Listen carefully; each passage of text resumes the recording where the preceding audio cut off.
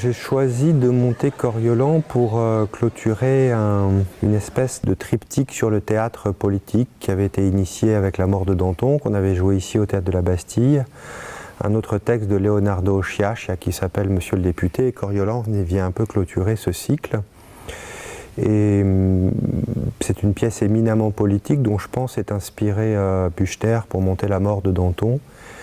C'est une pièce qui rentre un petit peu dans les rouages de la mécanique politique, voit comment la politique fonctionne au-delà de l'idéologie, comment la mécanique humaine se met en place, les rapports de pouvoir, de domination, de rapport au langage aussi. C'est un peu un challenge final de cette trilogie que de s'attaquer à un gros Shakespeare pas très connu, assez mystérieux, avec un personnage de Coriolan qui est éminemment ambigu, qui est à la fois d'une grande honnêteté et aussi très réactionnaire, dans ce sens où c'est pas un homme de progrès, c'est pas quelqu'un qui souhaite la démocratie. Et finalement, en posant un personnage tel que celui-ci, Shakespeare montre ce qu'il faut pour que la démocratie fonctionne. Coriolan est quelqu'un qui s'offre, qui est très à nu. Il ne sait pas mentir.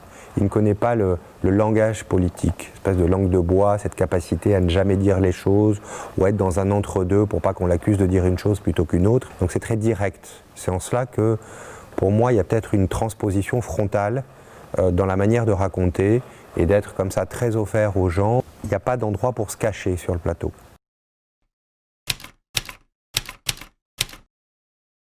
C'est une pièce où il y a 16 ou 17 personnages, donc moi je pars de 5 caractères, 5 personnes que je connais, et à partir de là j'imagine qui pourrait dire quoi, tout en restant dans une espèce d'honnêteté narrative, mais en faisant des pirouettes pour faire qu'à 5 on puisse raconter ça. Donc il y a 5 identités qui se sont dégagées, et partant de là, on a abandonné des scènes, on a abandonné beaucoup de scènes aussi, qui sont des scènes, je dirais, d'installation, ou des scènes, on a beaucoup agrégé dans le début pour arriver vite à la chose politique. On a beaucoup travaillé sur la versification, c'est un texte versifié, en tous les cas en grande partie. On fait des expériences pour voir comment dire ça, comment rendre ça audible, comment ne pas se perdre dans la poésie. C'est une espèce de long poème politique qu'a écrit Shakespeare.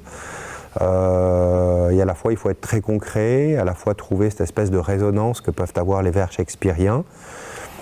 Et c'est un labeur quotidien qui nous permet de petit à petit ouvrir des portes techniques ou alors même sensorielles ou émotionnelles pour essayer de rendre ça audible et vivant.